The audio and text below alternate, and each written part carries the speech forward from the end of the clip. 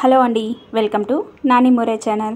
So holidays కదా, అందుకనేసి అయితే మేమైతే బయలుదేరేసాం. ఎక్కడికి అని అనుకుంటున్నారా?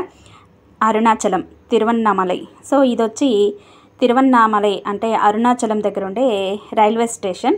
సో ట్రైన్లో అయితే మేము బయలుదేరి వచ్చాము. సో నేను ఇక్కడ బయలుదేరేటప్పుడు వీడియో అయితే తీసుకోవాలనుకున్నాను, కానీ ట్రైన్ లేట్ అవుతుందనేసి ఇంక ఫాస్ట్గా ఎక్కడ మిస్ అయిపోతుందనే ఇదితో అయితే వెళ్ళిపోయాం. సో అక్కడైతే వీడియో తీసుకోలేకపోయాను.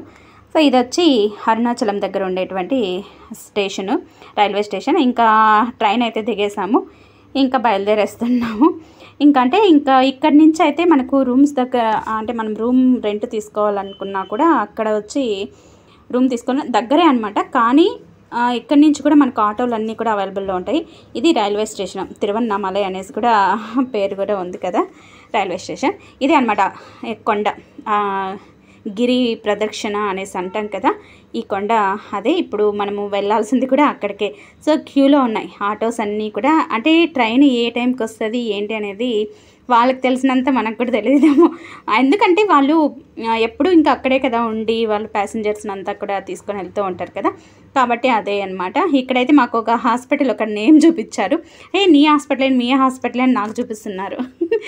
అంటే మెంటల్ హాస్పిటల్ అనేది కొంచెం ఉందన్నమాట.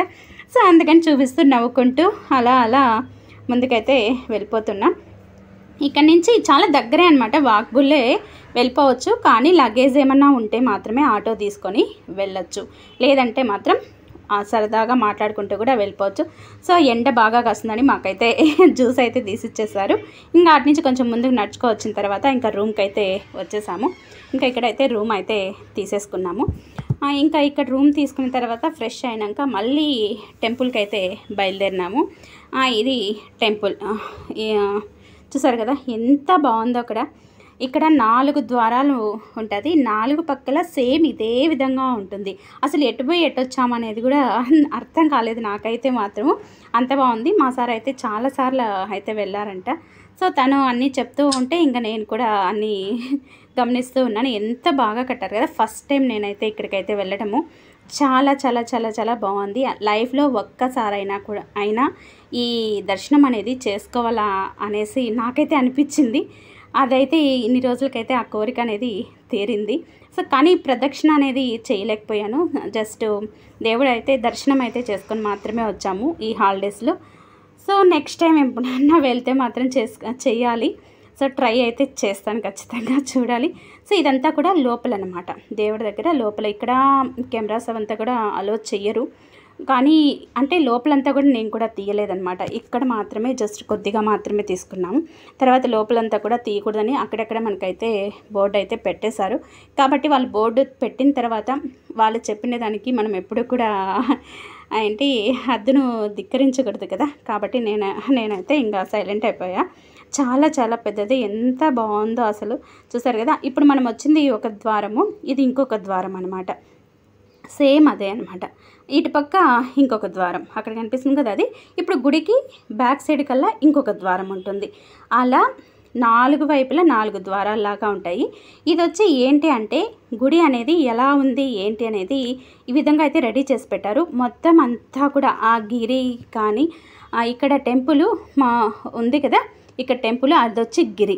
అంటే ఆ గిరి చుట్టూ తిరుక్కొని వచ్చి ఈ టెంపుల్ లేక మనము దర్శనానికి వెళ్తాం. చూసారా ఎంత బాగుంది కదా. అంటే 4 వైపులా ఇక్కడ కనిపిస్తుంది చూడండి, ఇక్కడ ఒకటి అక్కడ ఒకటి అక్కడ ఒకటి, అంటే 4 వైపులా 4 గోపురాలు లెక్కన ఎంత బాగున్నదో కదా చూడడానికి. చాలా చాలా పెద్ద గుడి, అసలు ఎంత బాగా నిర్మించారో అసలు. చాలా చాలా బాగుంది. అంటే లైఫ్లో ఒక్కసారైనా కూడా ఈ దేవుడి దర్శనం అనేది చేసుకోవాలి.